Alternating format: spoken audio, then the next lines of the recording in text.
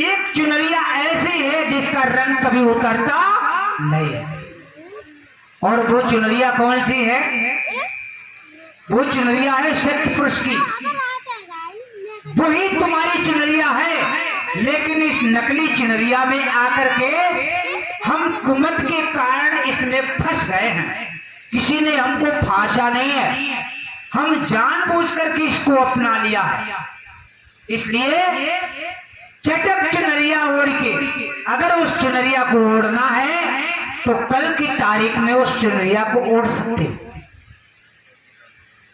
लेकिन जो उस चुनरिया को ओढ़ता है वो दूसरी चुनरिया को अपने घर में नहीं रखता। लेकिन साहब की जब दृष्टि जाती है तो खाते तो खसम का है और गाते तो भाइयों का। कहते पुरानी कहावत कि भैया जब खाए रही खसम को और गाए रही भैया को। इसका मतलब क्या है?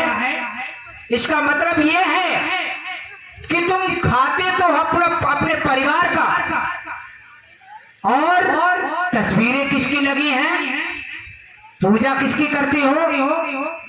ब्रह्मा विष्णु भैरव, पता नहीं कितने नकटा बैठा लिए। हर घर में जाओ, पुराने पुराने गुरुमुखी ब्रह्मा विष्णु कन्हैया हर घर में टिके। भैया उनने कहो पानी पियाओ तुम।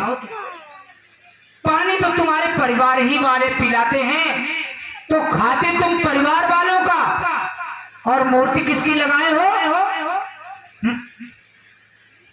ये बात नहीं जमेगी। जिसका खाते हो उसी की मूर्ति लगाओ। अपने माता की लगाओ, अपने पिता की लगाओ, अपने भाई की लगाओ, अपने आजी की लगाओ, अपने बाबा की लगाओ, अपने संतों की लगाओ, अपने कबीर साहब की लगाओ, जिसकी द्वारा हम जागृत हुए।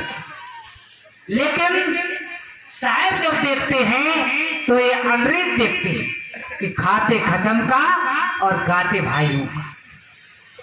इसलिए अगर चटक चुनरिया ओढ़नी है तो कल की तारीख में ओढ़ना है। और ये जरूरी नहीं है कि ये ओम प्रकाश के यहाँ ही आते हैं, ये डॉक्टर साहब के ही यहाँ आते हैं, लेकिन साहब तो ये देखते हैं कि बहुमतिया तो तुम्हारी बुद्धि में पड़ी है। क्या इस गांव में इतने ही लोग रहते हैं?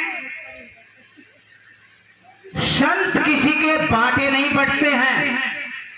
संत तो हिंदू के भी हैं, मुस्लिम के भी हैं, सिख में भी हैं, ईसाई के भी हैं।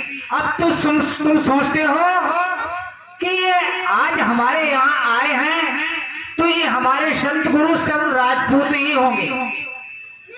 जब मुस्लिम के स्टेज पर जाते हैं तो मुस्लिम सोचते हैं ये संत नहीं, ये हिंदू नहीं होंगे, ये मुसलमान ही होंगे। तो तुम अपनी आंख का चश्मा उतार दो। साइम में तो हिंदू भी शामिल है, मुसलमान भी शामिल है, सिख भी शामिल है और ईसाई भी शामिल है। ये किसी के बाटे नहीं बटते हैं।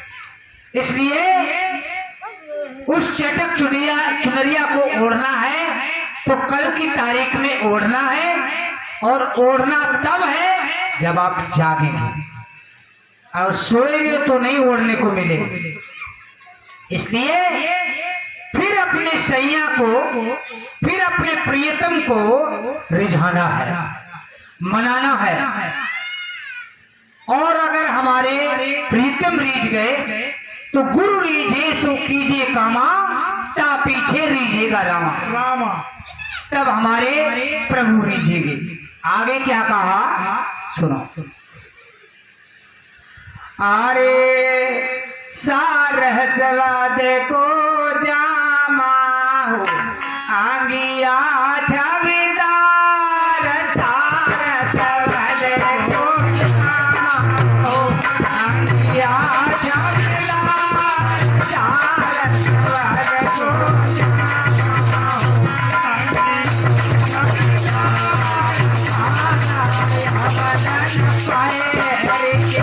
भैया बाराया हरन पैर के करके सोला हो देगा, रसैया ने बढ़ाए नहीं।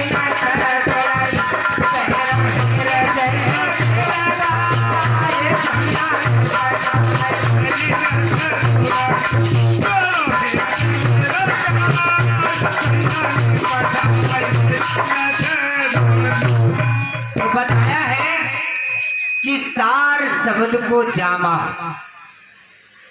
अगर आपके श्वासा में सार शब्द ना हो तो आपकी श्वासा वहीं की वहीं थम जाएगी। ये श्वासा को चलाने वाला जो है वो सार शब्द ही है, और उस सार शब्द को गुरु तो हमने कर लिए, लेकिन सार शब्द को पूछा नहीं। पूछा है? नहीं पूछा। जब हमने सार शब्द को नहीं पूछा तो इस श्वासा जो चल रही है, हम श्वासा श्वासा करते रहें तो क्या हमारा बंधन छूट जाएगा? जिस विष से गुरु उतारे उस विष से हमें उतरना चाहिए। बहुत से कहते हैं भैया जब तक श्वासा चलती है तभी तक खेल सब चलता है। तो इस श्वासा को चलाने वाला भी तो कोई हेड है कि नहीं? जैसे घर में 10 सदस्य हैं या 20 सदस्य हैं, उन 10-20 सदस्य को एक हेड भी तो होगा, है? ये पूरा गांव है, इस पूरे गांव में एक प्रधान भी तो होगा।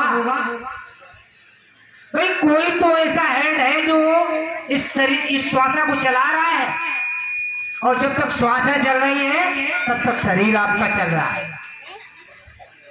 इसलिए इस श्वासा में निवास करने वाला सार शब्द को जामा हो, तभी तक आपका जामा चल रहा है। जामा कहते हैं शरीर, तभी तक आपका जामा ही चल रहा है। ये सार शब्द को जामा हो। अंगिया छविदार, अंगिया किसे कहते हैं? अंग को ही अंगिया कहते हैं। ये बड़ी छविदार है। देखो कान कितने सुंदर बने, नाक कितने सुंदर बने, कभी कोई बना सकता है? आंख के कंगूरा कैसे लगे हैं, कितने सुंदर बने। जुल्फियां ऐसी बनी हैं, कितने छज्जा कंगूरा लगे हैं, जिसकी शोभा का वर्णन कोई कर सकता है? अंगिया छविदार 12 आवरण पहन के। 12 आवरण कौन से हैं? जो आपके कान में 12 प्रकार की ध्वनि आती है, और जो धुन है वही शून्य है। जो धुन है वही शून्य है। और शून्य लोक में कौन रहता है? शून्य लोक में निरंजन रहता है। ये ध्यान रखो। निरंजन कहाँ रहते हैं? शून्य लोक में रहते हैं। कहते नहीं अरे भैया वो तो हमारी सुनते ही कहाँ है, वो तो अपनी धुनी में मस्त है। तो वास्तव में जो अपनी धुनी में मस्त है वो दूसरे की धुनी क्यों सुने? तो दूसरे की धुनी जो है वो 11